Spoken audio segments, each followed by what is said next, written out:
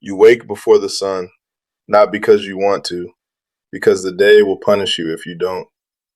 The air inside your house is cold and damp. Smoke from last night's fire still hangs low, stinging your eyes. The floor beneath your feet is packed earth, hardened by years of bare skin and spilled grain. Somewhere in the darkness, a pig shifts. Chickens rustle. Their warmth matters more than your comfort. This is your home. It is a single room. It holds your family. It holds your animals. It holds your entire life. There is no privacy here, no silence, no sense that the world outside is kind or waiting for you. You eat before you work, not because you're hungry, but because you must. The bread is coarse and dark, made from barley or rye. It tastes sour, sometimes bitter. You chew slowly, knowing this may be most of what you eat today. You drink water drawn from a nearby stream or well. You do not know it is dangerous. You only know that sometimes after drinking it, people become very sick. This is early medieval England, and if you are here, truly here, there is one thing you must understand immediately. This world does not care if you survive. Before we talk about work, hunger, or death, there is something more important. To survive here, you must know who you are allowed to be. Because your place in this world is decided long before you ever take your first breath. You did not choose this life. It chose you. In early medieval England, society is rigid, layered, and unforgiving. Power flows downward, labor flows upward, and almost everyone exists at the bottom. Roughly 8 or 9 people out of every 10 are peasants. Of those, the majority are serfs. That is what you are. A serf is not a slave, but do not confuse that with freedom. You are legally bound to the land you work, not to a person, but to an estate, the fields, the pastures, the woods. They own you as surely as chains would, even if no one calls it that. You cannot leave without permission. You cannot sell your labor elsewhere. You cannot decide to start over in another village. If you run, you are hunted and returned. Your name is written into memorial records. Your obligations are inherited. If your father was a serf, you are a serf. If you have children, they will be too. This is not temporary. This is permanent. From the outside, the system appears stable. The Lord owns the land. The church owns your soul. You work, and in return, you are protected. But protection is conditional. You owe labor several days a week on the Lord's land. This is not optional. You owe rent and produce. You owe seasonal taxes. You owe extra labor during harvest, whether your body can manage it or not. Miss these obligations, and punishment follows. There is no appeal court, no contract to renegotiate, no safety net. The system survives because you have no alternative. Now that you understand who you are, the next question becomes unavoidable. What does this life actually demand from your body every single day? Your work begins at dawn, not at a comfortable sunrise. At first light, when the air still bites, and your muscles are stiff from yesterday's labor. The agricultural year governs everything. Your calendar is not weeks or months. It is tasks. Plowing in spring, sowing seed, weeding, harvesting in summer, threshing grain, preparing fields again. You work with tools that would feel primitive even to someone a few centuries later. Wooden plows tipped with iron, sickles that dull quickly. No machines, no animal strong enough to replace you. When the weather turns bad, work does not stop. Rain soaks your clothes, cold cracks your skin, heat drains your strength. In winter, there is still work, repairing fences, tending animals, hauling firewood. Your body never fully rests. Injuries heal slowly, if at all. Broken bones often heal wrong. Infections spread. A cut can kill you. Many men in their 30s already walk like old people. We know this from skeletons. Archaeologists examining early medieval remains find worn joints, compressed spines, healed fractures, and signs of chronic malnutrition. Bodies shaped by work that began in childhood and never stopped. This is not heroic labor, it is survival labor. All of this work has one purpose, not wealth, not comfort, just enough food to keep going. But food here is a fragile promise. Your diet is painfully narrow.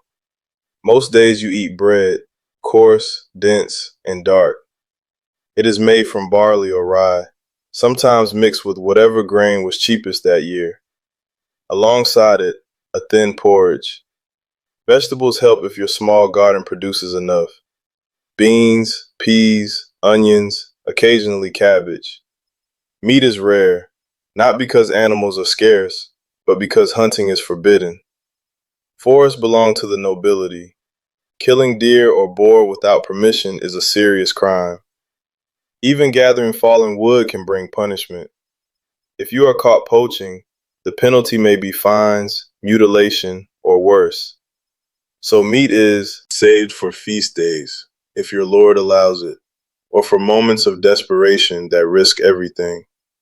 You do not starve every day, but hunger is constant. Even in good years, the diet lacks protein and essential nutrients. In bad years, it becomes deadly. One bad harvest can mean famine. Two in a row can empty villages. No details needed. Everyone understood what that meant. But even if you manage to eat, there is another daily gamble you cannot avoid. You drink water every day, and every day you risk disease. Rivers serve multiple purposes: drinking, washing, dumping waste. Wells are shallow and easily contaminated. Animal waste, human waste, decay. It all seeps into the same sources. There is no understanding of bacteria. When sickness comes, it feels random. Dysentery spreads fast. Typhoid lingers. Fevers burn through households. Dehydration kills children quickly. Adults last longer, sometimes long enough to infect everyone else. Even monasteries, often cleaner than villages, suffer outbreaks. There is no cure, only prayer, rest, and hope. And when the day finally ends and you return home, there is no true relief waiting for you, because your house, like everything else, carries its own dangers. Your house is built quickly, cheaply, and close to others. WLE and door walls, wooden frames, thatch roofs. Fires always nearby and always dangerous. There is no chimney. Smoke escapes where it can. Your lungs pay the price. Animals sleep inside with you in winter. Their warmth keeps you alive. Their waste fills the air. Fleas thrive. Lice are common. Rats move freely. Overcrowding spreads disease. Parasites weaken already tired bodies. Your home protects you from rain and wind. It does not protect you from illness. By now you may be wondering, how long can anyone live like this? The answer depends on when you are born and whether you survive childhood at all. You may hear this number, 30 to 35 years. It sounds shockingly low, but it hides the truth. Around 13 of children die before the age of 5. If you survive childhood, your chances improve. Some people live into their 40s, 50s, even older. But death is never distant. An infection, a bad winter, an accident in the fields. Life is fragile. And sometimes death comes from a source no one understands at all. Poison. The next danger is invisible, misunderstood, and terrifying when it strikes. You've learned how you live. Now you need to understand how easily it can end. In early medieval England, death is not rare. It is not dramatic. It is ordinary. It comes quietly, often without explanation. And when it does, there is no one who can truly stop it. There is something killing people in this world. No one is trying to poison anyone. No enemies, no plots, and yet people sicken, their minds break, their bodies fail. The cause is hidden in plain sight. In wet years, a fungus grows on rye. It looks harmless at first, dark growths replacing healthy grain. When grounded to flour, it disappears entirely. Bread looks normal, it tastes normal. Then the sickness begins. Hands cramp, muscles seize, people scream in pain. Some convulse uncontrollably, some hallucinate, some feel an intense burning in their limbs as if they are on fire from the inside. Villagers say God is punishing them. Priests preach repentance. But the real cause is the bread they eat every day. Entire communities can be affected at once. The symptoms are so violent that outbreaks sometimes look like madness spreading through a village. In extreme cases, blood flow to hands and feet is cut off. Flesh turns black. Fingers and toes fall away. People survive this. Many don't. They never know why. Poison does not only affect the poor. The wealthy drink wine stored in lead-glazed pottery. They eat food prepared in lead-lined vessels. They use lead pipes to carry water. The poisoning is slow. Headaches, confusion, memory loss, mood changes. Over time, it damages the brain and body. No one connects the dots. The materials used to show status and refinement are quietly killing the people who can afford them. Poison alone would be enough. But in this world, it rarely comes alone. Because disease is everywhere, and it pressed most cruelly on the youngest. If you are born in early medieval England, survival is not guaranteed. It is a gamble. Roughly 1 out of every 3 children dies before the age of 5. Some never survive infancy. Infections spread quickly. Malnutrition weakens small bodies. Waterborne diseases strike without warning. There are no antibiotics, no vaccines, no understanding of why one child lives and another dies. Parents expect loss, not because they do not love their children, but because experience has taught them that hope can be dangerous. Measles, whooping cough, respiratory infections. In a crowded home, once one child falls ill, others follow. Fever burns through bodies already weakened by hunger. Dehydration kills faster than the illness itself. Burials are common. Grief is constant, but rarely spoken aloud. Life must continue. Fields still need work. Food still needs growing. If you survive childhood, you might believe the worst is behind you. It isn't. Because now your survival depends not just on your body, but on forces you cannot control. Faith, law, power. Religion shapes every part of this world. The church explains suffering. It defines morality. It promises meaning where none is visible. Illness is a test. Famine is a warning. Death is God's will. This belief comforts people, but it also controls them. Because if suffering is divinely ordained, questioning the system becomes sinful. The church does not need soldiers. It has belief. Many actions are not just crimes. They are sins. Theft, disobedience, sex outside marriage, questioning authority. Breaking the rules is not only illegal, it risks eternal punishment. This mindset reinforces obedience, not because people are stupid, because they are afraid. And fear becomes absolute when belief merges with law. Because justice here is not about evidence. It is about divine judgment.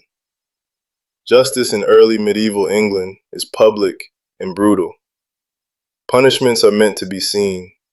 Stocks in village squares, branding with hot iron, mutilation. The body becomes a warning to others.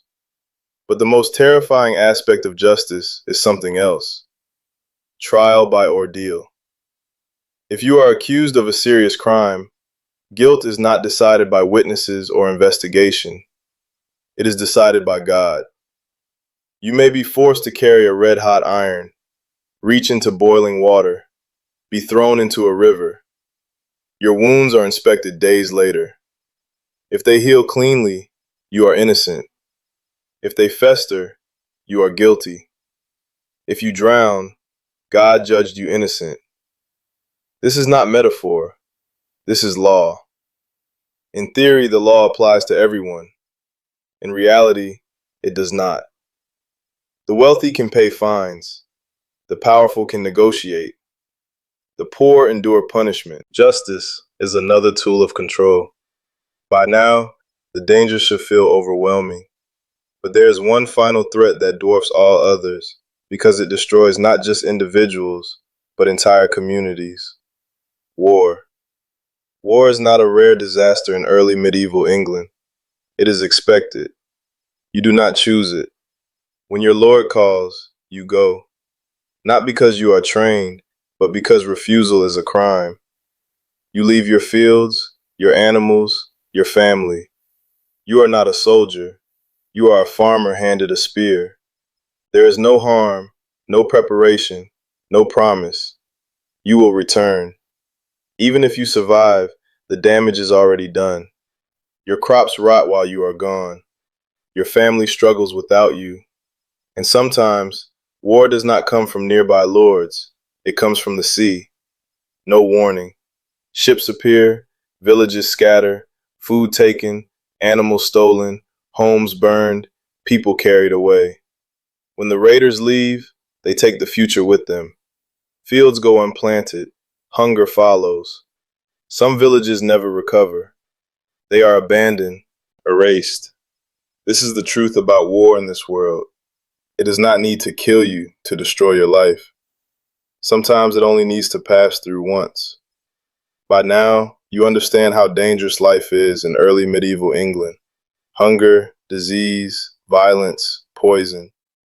But not everyone faces this world the same way. If you are born a woman, survival becomes narrower from the very start. Your place is decided before you can speak. Religion says it is natural. Law enforces it. Custom repeats it until no one questions it. You are taught that obedience is virtue, that suffering has meaning, that Eve's mistake explains your position in the world, and questioning. This is not rebellion, it is sin. Your world is small, mostly indoors, mostly unseen. You cook, you clean, you spin wool until your fingers split. You care for children who may not survive the year. You tend animals. You work the fields when labor is short. Without your work, households collapse. Without households, the estate fails. And still, you remain subordinate. Marriage is not romance. It is arrangement. You marry young, often in your teens. Not because you are ready, but because labor is needed. Land must be worked. Children must come. Once married, your identity merges with your husband's. Property is his. Decisions are his. Leaving is not an option. But none of this is the greatest danger that comes later, because childbirth is not an event here. It is a gamble. There are no doctors, no antiseptics, no understanding of infection. Only midwives, experience, and prayer. Some women survive again and again. Others die the first time and no amount of obedience protects you. This is what survival looks like if you are born female in this world. Not heroism, not tragedy. Endurance until it ends. And yet this world does not collapse. It should. By every modern measure it should, but it doesn't because people bend. They lower their expectations until survival itself becomes success. Living past 40 is a victory. Seeing a child reach adulthood feels miraculous. Hope here is not about progress. There is no belief that life will get easier. Hope is smaller than that. A harvest that doesn't fail. A winter that doesn't kill. A child who wakes up healthy. These moments are enough to keep going. And that is the truth people miss when they look back and ask, how did anyone survive like this? They didn't survive because life was kind. They survived because they adapted to cruelty. They endured, not because the world cared, but because stopping meant disappearing. So when you imagine early medieval England, don't picture castles and kings. Picture ordinary people waking before the sun, working bodies already worn down, living in a world that offered no safety, and choosing every day not to vanish. That is early medieval England, not a heroic age, not a romantic one. A world that did not want you to live, and the people who lived in it. Anyway, if you want to keep walking through worlds like this, lost societies, forgotten lives, and history as it was actually lived, subscribe to Worlds Before Us and tell me in the comments, could you have survived this world? Because the next place we rebuild may be even harsher.